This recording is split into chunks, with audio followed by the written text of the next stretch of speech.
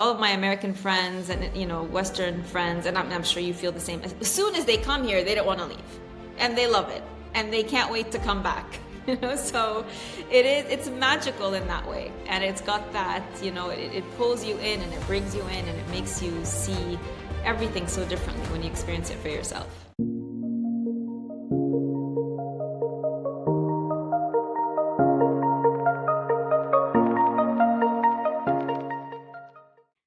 Welcome, Dana Danawi, to One in Tribe. I am your host, Julie Fidalgo. Thank you so much for joining me. I'm really excited for you to be here. Thank you, Julie. I'm really excited to be here as well, and very excited for this podcast of yours. I think it's Awesome. way overdue, and definitely, I feel very honored that I get to be one of your first guests, and I get to share this experience with you and your audience. That's amazing. Thank you. I'm so grateful for the first ones that, decided to take the jump. So thank you so much. Amazing. So, just to start off, I want to get a little comfortable here. We're going to play a little game of this or that. Okay. Oh, that's a Okay. fun game. Yes. Fun, but kind of sometimes stresses me out, but okay. Very easy. It's Okay. very, very easy. Early bird or night owl? Oh gosh, night owl. Yeah, even though I tell everybody not to be, but I would rather be a night owl, yeah. Okay. Yeah. Beach or mountain? Beach. Michael Jackson or Prince? Michael Jackson. Night out or night in? Night in. Cats or dogs? Cats. Dark chocolate or milk chocolate? Milk chocolate. Nice, me too. Okay, so now that we kind of got our nerves, at least A my little bit. nerves a little, Yeah. let's jump right into it. So, Donna, I don't know much about you. So let's Okay. start at the very beginning. Okay. Where do you live? Where were you born? Let's start there. All right. So I currently live in Cairo, Egypt. I'm half Egyptian, half Lebanese. So my mom is Egyptian. My father was Lebanese. He's passed away. But I wasn't born here. I was actually born in Aramco, which is in Saudi Arabia, Dhahran, Saudi Arabia. I was born there and I lived there until my father retired.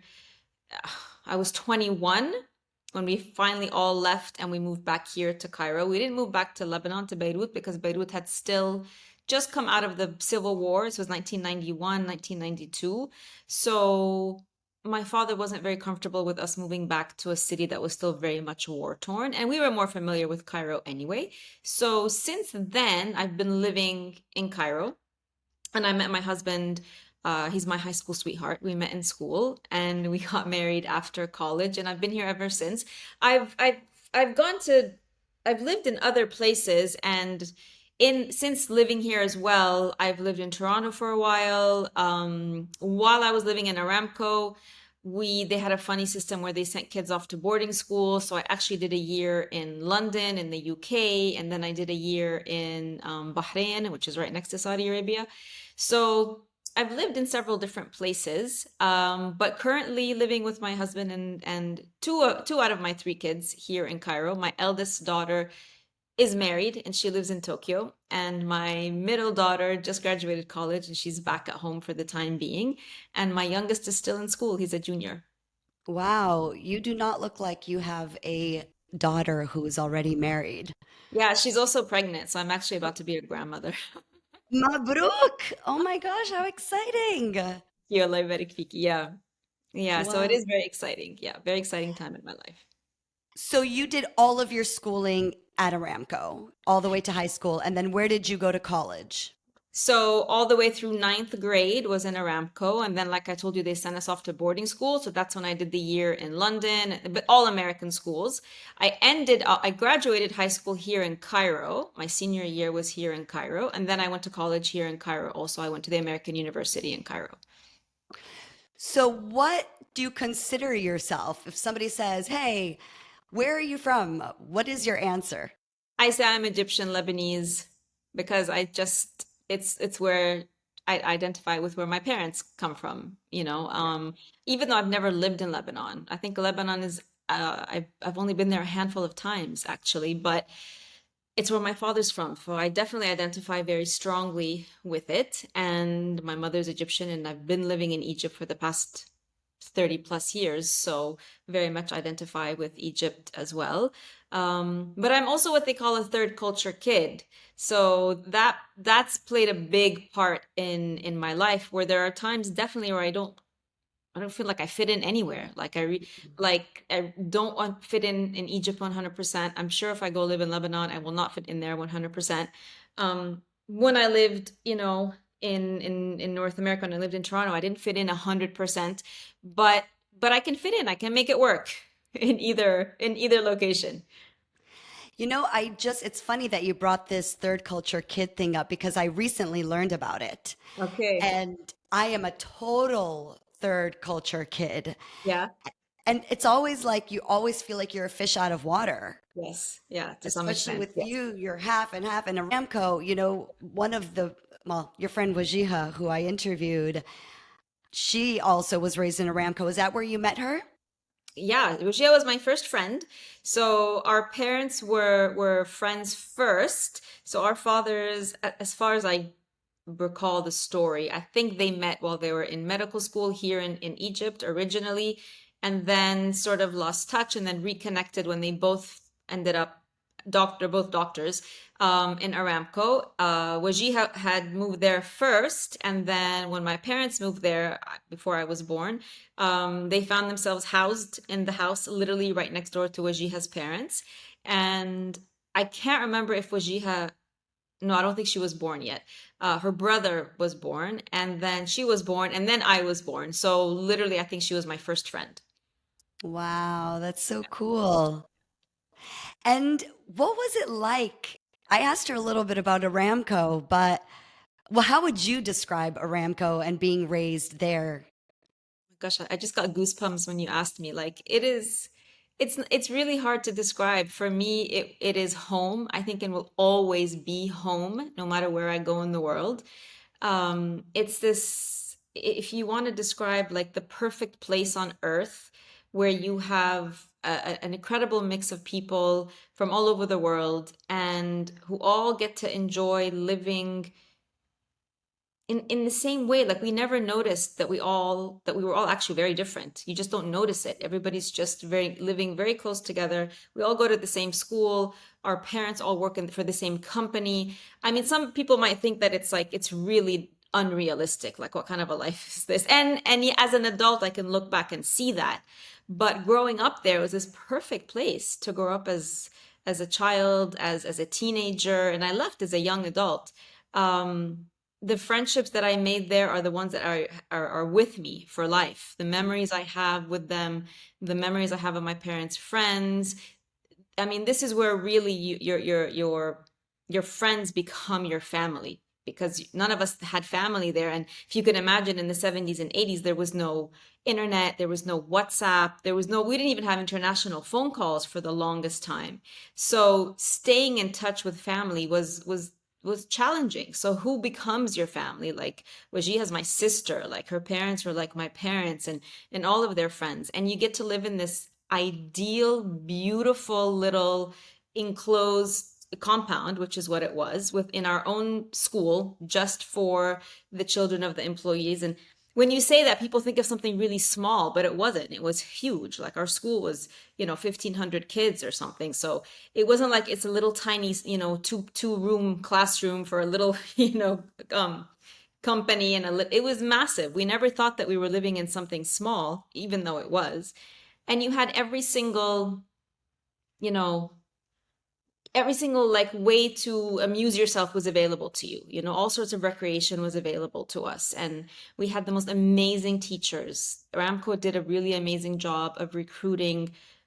Having been through so many different schools and now having my kids go through the schooling system, they really did an incredible job of recruiting very, very incredibly qualified, unique teachers who, they've left an incredible impact on my life. And I'm sure everybody, all my friends and people who went through there.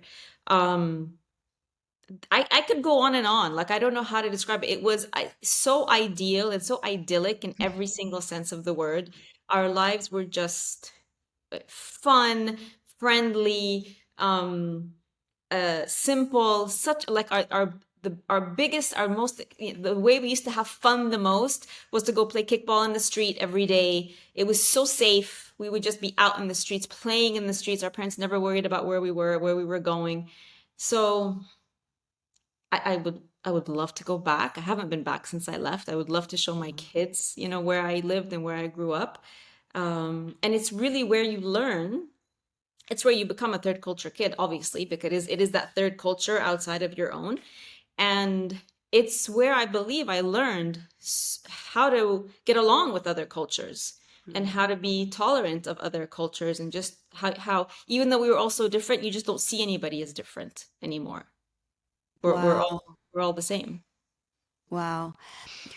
So obviously your school was an American school with people from all over the world, but and Yeah. then when you went home, did you speak Arabic at home? How was that, the juxtaposition? Yeah, so it was a bit of a mix. So it's when you start learning English at school, it just takes over. It takes over your mother tongue. So I mean, I remember until now, I growing up, I think in English and I dream in English. So it just became my first language. We spoke Arabic at home for sure, but um English was always the easier language. It's the language that you function in. So if you're not learning to read and write in Arabic, and all of Aramco, everything in terms of, the schools, the hospitals, where we went grocery shopping, where we went swimming, like everything was functioning in English. So that was the language of operation. So English just became the default. We speak Arabic. Unfortunately, speaking for myself, my written Arabic is not very strong. I can read it no problem. I can speak it no problem, but ask me to write a paragraph? No, Oh, unfortunately. Yeah. oh, interesting. And even with you now living in Egypt. Yeah, yeah. It's facilitated the communication a lot, because obviously here I have to use Arabic more than I use English, because it's an Arabic speaking country. But I haven't needed to write anything, like, just sort of like filling in like a paper, like a slip of some kind, like a passport, renewal form or some kind of legal form. I really haven't had to write. So it kind of makes you lazy also, where you don't really need to fix it, or work on it or improve it. Yeah. Yeah. Wow. It's so fascinating. I just imagine this American town or city stuck in the middle of the desert, right? In the Yeah. middle of Saudi Arabia. I remember at the time, because I had only visited the US once when I was 10. And I remember a lot of the Americans saying, obviously coming from the US, saying that it really resembled a suburb somewhere in Florida, like a Miami suburb somewhere. And then I finally went to Miami as an adult. I think it was 2016. And I was like, oh my gosh, they're right. It really does. Parts of it looks like a suburb in Florida. It really does. Um, but yeah, yeah, in the middle of the desert. Yeah. Wow. Yeah. So now that you're living in Egypt, what are your tell me about Egypt. I've never been. What do Oh, you love about it? What's it like? I heard it's crazy and chaotic. it definitely is crazy and chaotic. Where do I start? Like, if Egypt is on your bucket list in terms of, the history, you can't beat it anywhere. I've only been to, I think really the only other place for me that can beat the historical heritage that you could see here, maybe is Italy. But where you feel like you're just walking through a museum in certain parts of the city, like you're just walking through an archaeological dig. And there are Mm. some parts of Cairo that are definitely like that. Um, the historical heritage just spans so many eras and so many centuries. Like you wouldn't be able to go through it all in one visit. I feel like I feel like you get everything here in Egypt. We have the most amazing beaches in the world, which are sort of a well-kept secret. Um, if you love to go, in the desert, if you love to go camping in the desert, you've got, obviously this whole country is all desert, right?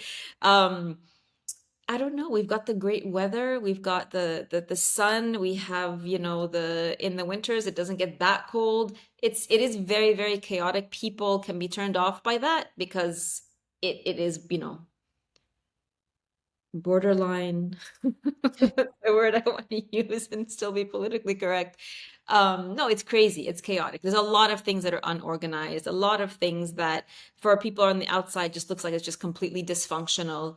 But you have the most kind, amazing people in the world, in this country, the kindest people, the most caring people. Like you will not find, especially when strangers come here, when tourists come here, they see it.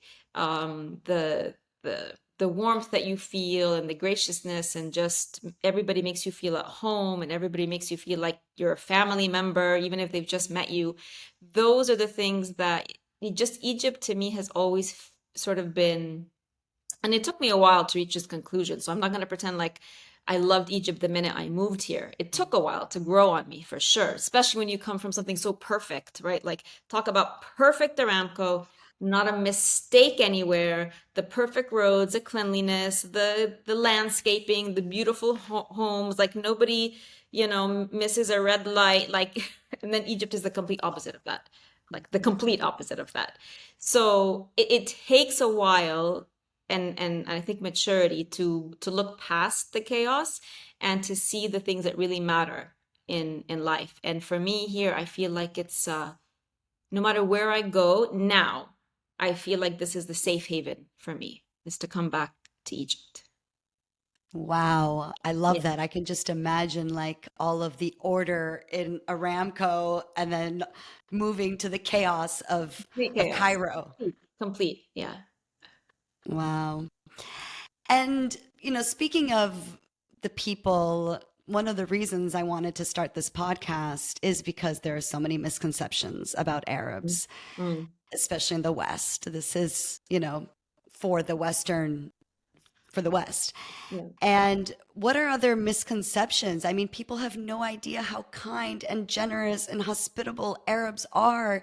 And this Yes. is one of the messages that I want to put out there. So, Yes. what are other misconceptions that the West has about the Arab world that you can think of? It feels like every time I've lived in the West, it just boggles my mind every time. That still how people refuse, it's like they refuse to get to know us, or if you refuse to understand us, or refuse to even just Google us, there's some basic things that you can do. I don't think there's ever been a time I've been to the West where somebody, when they find out we're from Egypt, where somebody hasn't asked us. And I used to think this was a really cliche, but it actually does happen. People will actually ask us, so do you take a camel to school? Like, and my kids have all, without exception, at different, phases of their education where they've been in, whether they were in the UK, whether they were in Toronto, this is, or, in, yeah, Toronto, where they went to school, and they went to school, as kids, and they went in university age. It's, I don't know why. I don't know why people choose to stay ignorant. I believe they choose. Um, So that's one thing. But I think the thing that people just miss, and I don't know why, is that we're just like everybody else. Like there's Arabs who are really, really good people, really, really nice people, and there's some who are not, just like everywhere in the world. There's people who are honest and transparent, and there's people who are, thieves and criminals, just like everywhere else. There's people who believe in God in a very you know, sort of, I want to be careful with the words I use. Like I don't want to say like extreme way. You have that in all countries. We have that here too, but we also have people who are very moderate, and who, don't go to extreme lengths when it comes to their religions, and people who understand about other cultures. And I think the thing that is least understood about us is the extent to which we understand the West more than they understand us, because just of our history and the history of colonization. We have so much more information and knowledge about, just from language. I mean, look at the percentage of Middle Easterners who speak English and French and Arabic. compared to the percentage of Westerners who speak anything besides English. It almost doesn't exist in the West. So I think there's a huge misconception that we're not very educated, that we're not very knowledgeable, we're not very worldly, when yeah, there are some of us who are like that, for sure, 100%. I mean, we're not a different breed of humans. We're the exact same breed as any other country. And there's some of us who are highly educated and some of us who are not. And I think the problem is that we're all sort of clumped together into one category of ignorant, uneducated extremists, for the most part. Um, and I think people just have a responsibility, especially now. Like maybe if all you had before was just mainstream media to give you information about what the Middle East is and who the Middle Easterners are, you have so many other references right now to figure that out. And I always say, like I always tell my kids, the reason we take our kids and we travel with them and we take them to the other side of the world and we have them live in other countries is that's the best way to get to know another population, another nationality. And I wish that more people from the West would be willing to do that the other way around, because it's incredible when you just sit down. Like I used to attend because as a health coach, I used to attend these coaching conferences, most of them in North America, some of them in Europe. And I'd be maybe one of two Middle Easterners in the group, and the rest are all American women, Australian women, British women. And it doesn't take long for you to sit in a group a group of international women for you to forget what your nationality is. When you all start talking about your dreams and your desires and your family and your kids and your husbands and the problems you have and your health, it doesn't matter where you're from. You realize that the core is exactly the same. And I think what is missing is opportunities for people from both sides to be able to mix like that and to sort of shed the stereotypes on both sides. I mean, there's plenty of people in the Middle East who have very incorrect stereotypes of people in the West as well. So it isn't just something that it isn't just an issue with how Westerners view Middle Easterners. I think it works both ways. If you really think about it, it does work both ways. People have never left Egypt, or people who have never studied in an American school or never had any experience with any, foreigner will tell you the same thing. So I think it's something that and something like this podcast will address that. I think it's something that needs to be addressed, and we need to be able to reach out and really want to reach out and really want to understand, because uh, without actually wanting to, it'll be very artificial. There's no point. So have that desire to know and to understand and to empathize and to take a step back, and that despite our diversity, we're actually all the same. Yeah, beautifully said. I think, because of the Western media, people might be scared to go to the Middle East Yeah. and have that fear. But I can second, I've been to Beirut, I've been to Jordan, only the two, but Yeah. it really is such a beautiful place, beautiful places with beautiful people. So I hope people will start to open up and have that desire, like you said, to go visit. I hope so. And all of I don't know anybody, all of my American friends and Western friends, and I'm sure you feel the same. As soon as they come here, they don't want to leave, and they love it, and they can't wait to come back. So it's magical in that way, and it's got that, it pulls you in and it brings you in and it makes you see everything so differently when you experience it for yourself. Yes, I agree. Well, let's talk a little bit about what you do now. Sure. So what I do now is right now I'm the hormone coach, and I help mostly women, but I can also help, gentlemen. I help them use food as medicine to heal their hormonal and chronic conditions naturally. This was in no way in my plan ever. I studied journalism as an undergrad, and then I studied English and comparative literature for my graduate studies. So there was nothing in my nothing. I love to write, I love to read. Like there was nothing like I think when I think back now, the only sort of hint that I would have been interested in health at any level was the fact that my father was a doctor. And growing up when I was a little girl, you know how little girls idolize their fathers and they want to be like their fathers and all of that. I remember when I was little, people would ask me, what do you want to be when you grow up? And say, I want to be a doctor like my dad. And I quickly realized that, being a doctor, you need to be good in math, you need to be good in chemistry, you need to be good in physics, you need to be good in biology. Like, you need to be really good in all those sciences. And I sucked at all of them. Like, I was not. I'm an English literature and journalism, right? Like, I'm this part of the brain. And I'm like, yeah, okay, that's not going to work. There's no way I'm never going to make it into medical school with my brain. But I guess that seed was there of just wanting to help people. And I remember that I always used to think it was really cool that my father was able to help people. So I think when it finally happened, and I'll tell you how it happened in a bit, I think that's where it stemmed from. When I think back, like, what was in what trajectory, what part of my life did I think I was ever going to be a health coach? And I think that was it. That was the little seed that was planted when I was, 4. Um, but what ended up happening is I had my kids really, really young. So I was mostly a stay-at-home mom until I was about 33. And then I was working at the American University in Cairo. I was working in their Office of Communications and Marketing, working on marketing content. I was writing stuff, or I was, writing for their, publications, working as a writer, as a journalist, which is what I do. And then I got pregnant with my third. So I'm like, yeah, okay, you know what? I've done this enough. Let me take a little break. I'm having a third baby and I want to, be home to take care of my baby. And so I became a stay-at-home mom again. And by that time, I think I was 36 or 37. So I'm 51 now.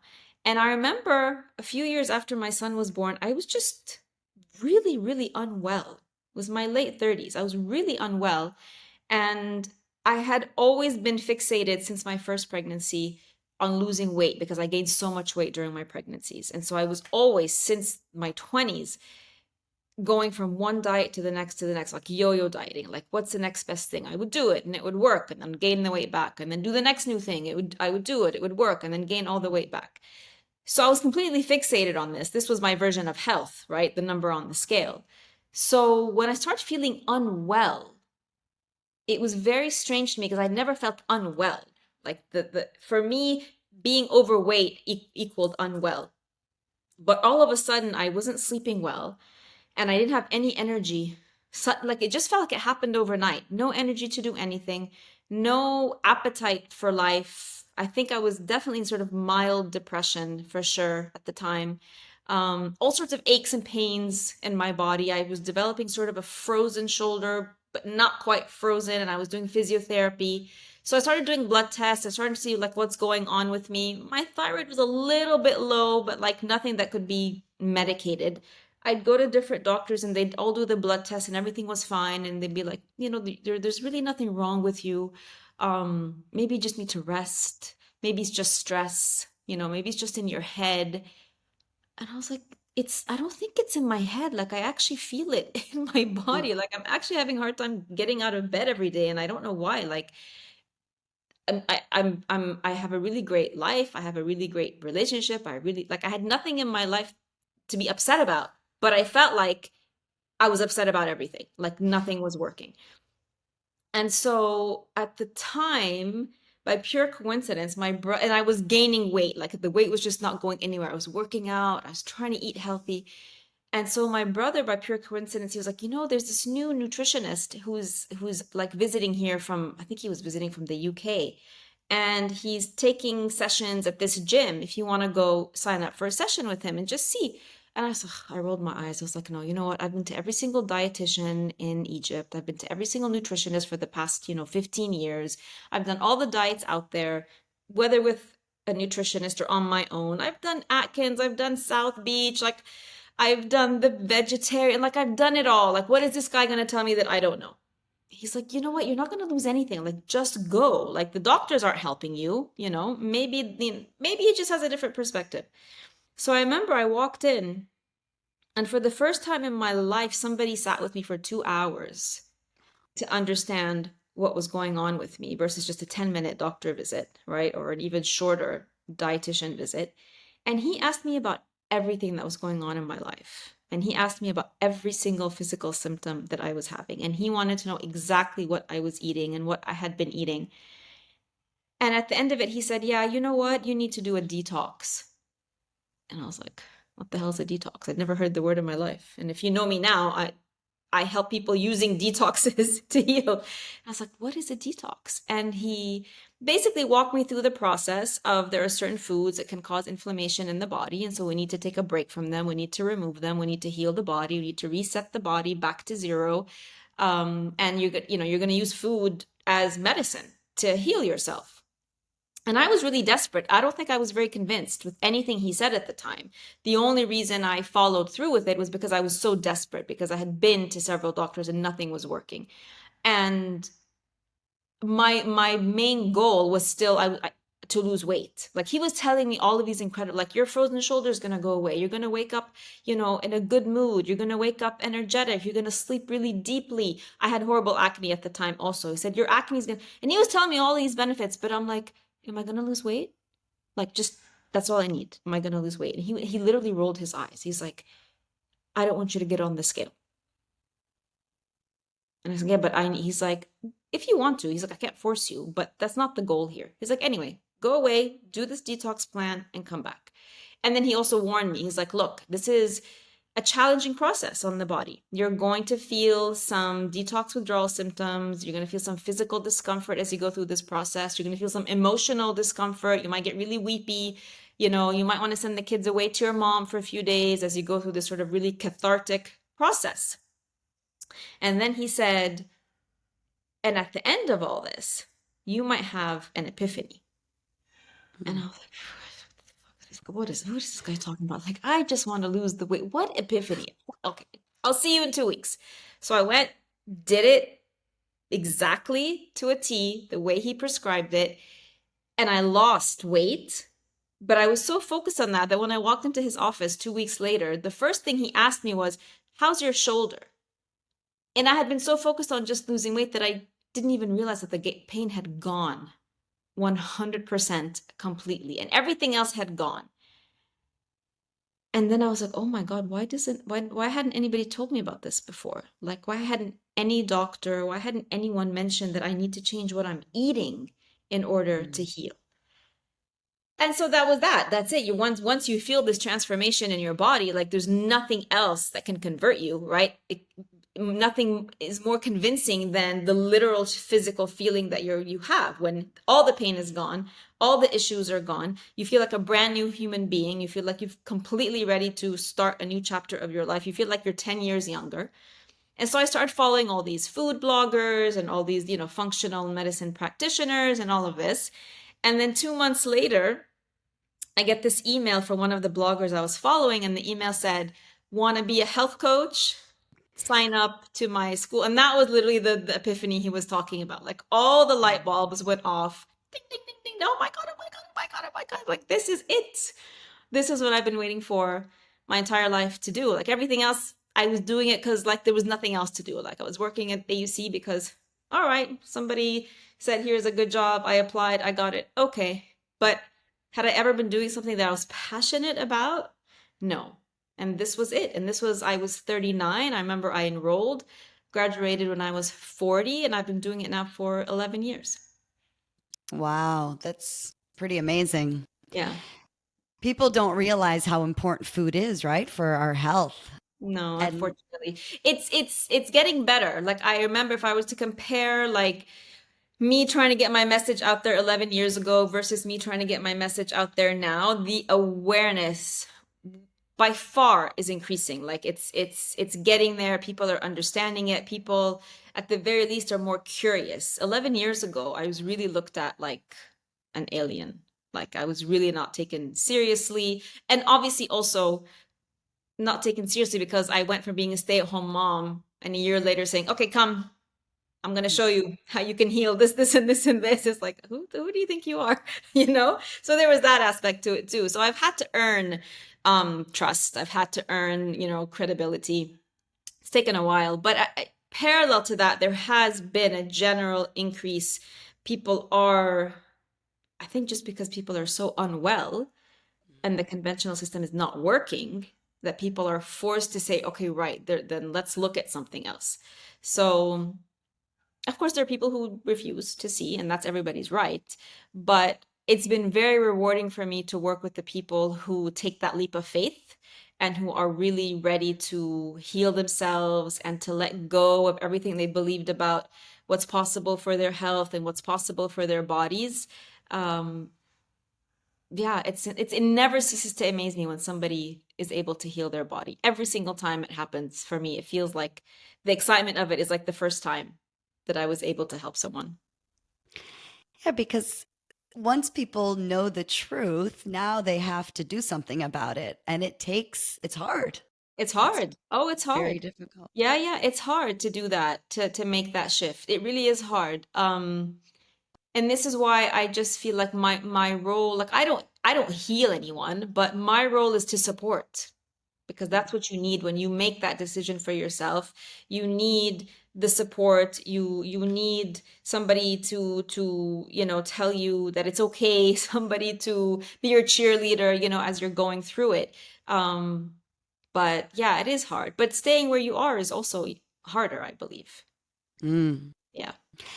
Well, I did a little bit of research, obviously, before this interview, and I went on YouTube and watched a video of you and your husband Oh, about okay. the 28-day cleanse, juice Yeah. cleanse. Yeah, yeah, that was fun. That was a personal challenge for the both of us. It took him a while, as most men do. It took him a while to come on board with what I was doing. It wasn't like, oh, great.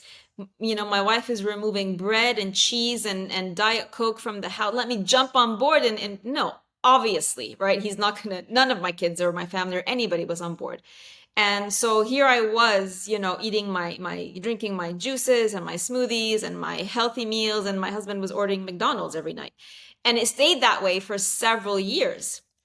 And he talked about this, I think, in the video. He finally, he was literally back against the wall. Literally, it was a back issue that he had when he finally decided to make that change. So we had already been, living this lifestyle. And then I had seen the movie of Jason Bale's, 28-day juice cleanse.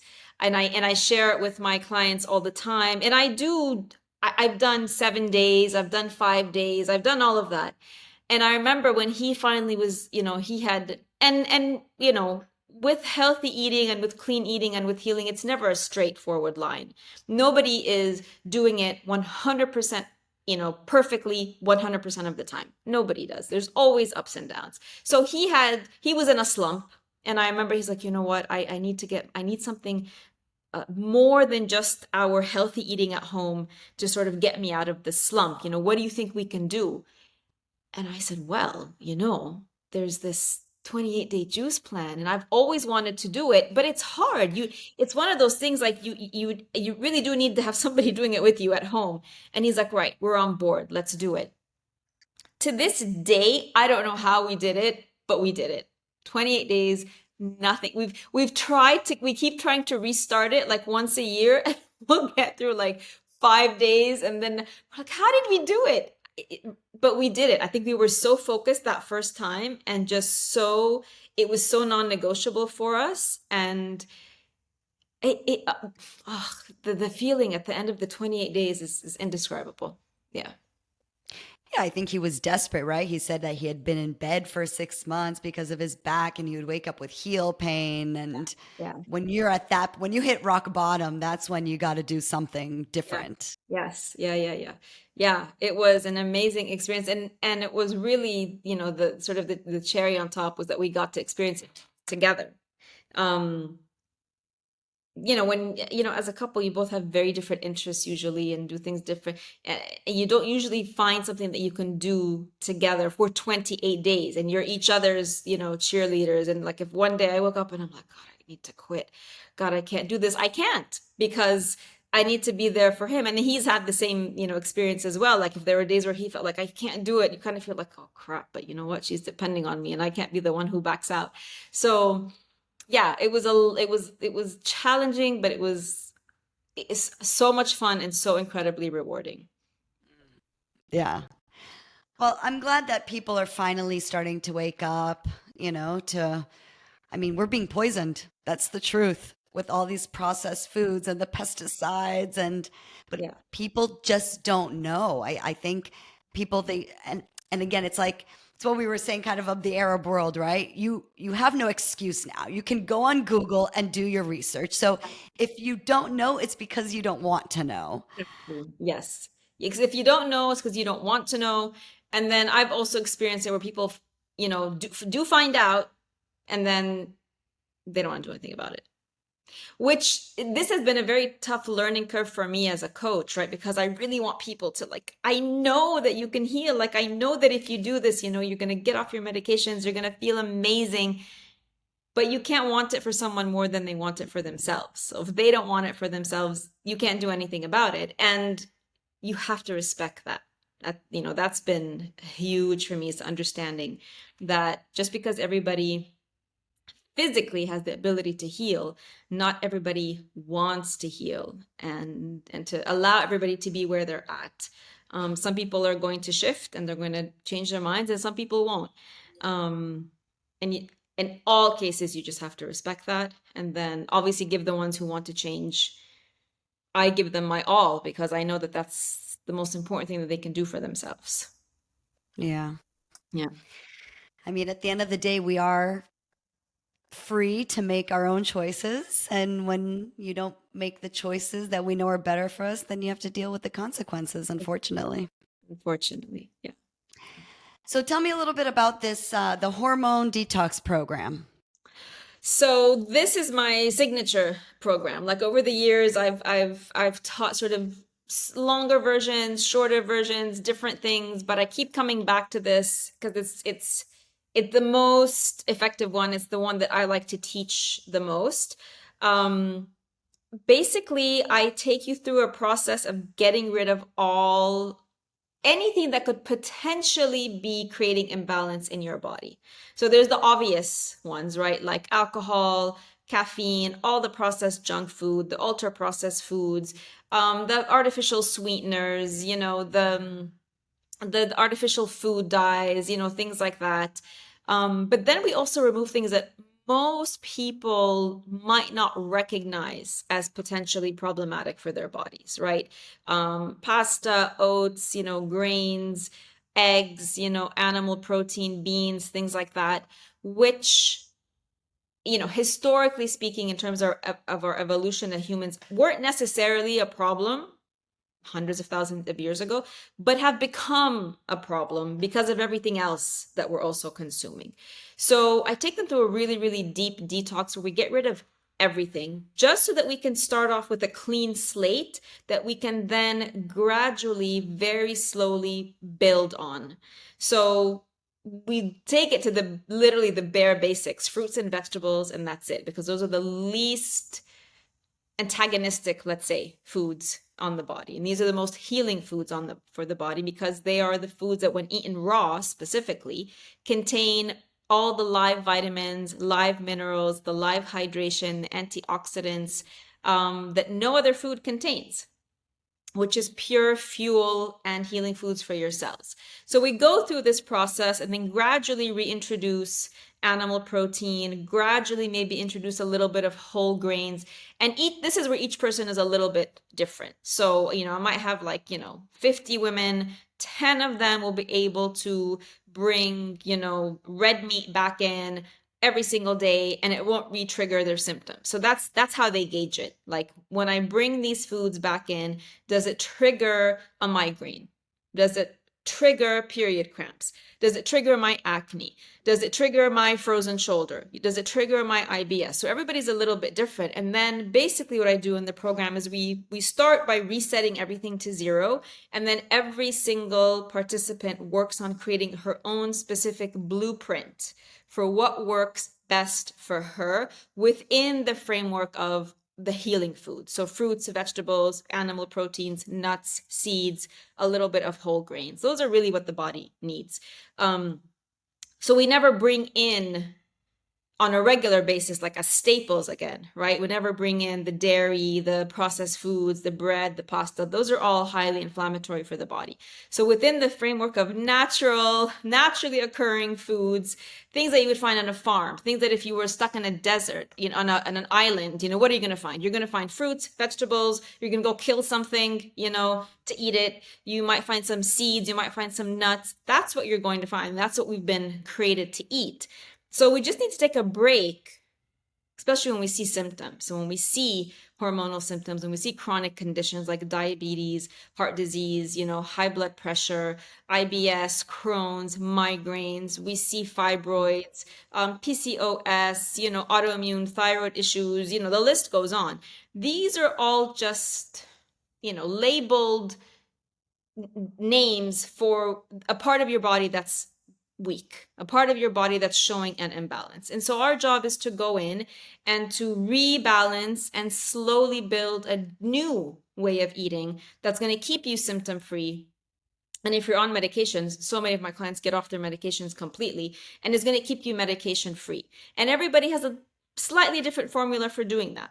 So speaking for myself, for example, when I was first going through this journey and I cut everything out, I noticed that every time I would eat a steak, and I love steaks, I would wake up with a night sweat, like on the dot. The day I have a steak, I wake up drenched in sweat.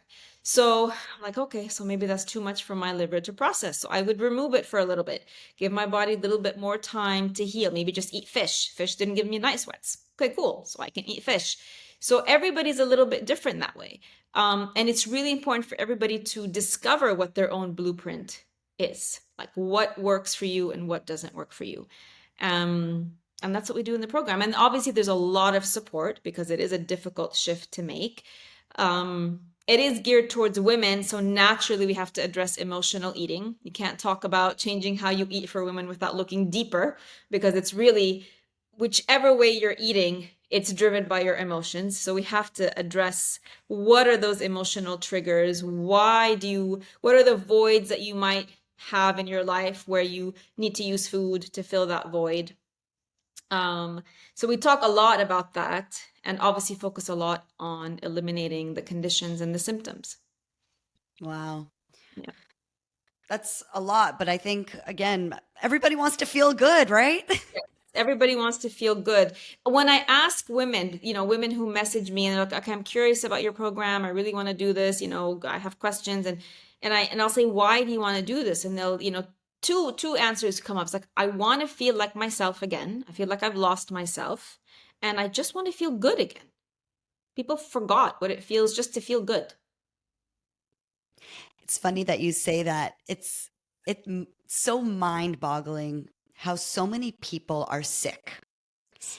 And it's gone to a point where we've just accepted that you've got something, this person has this, that person has that. And it's like, this is not normal. No.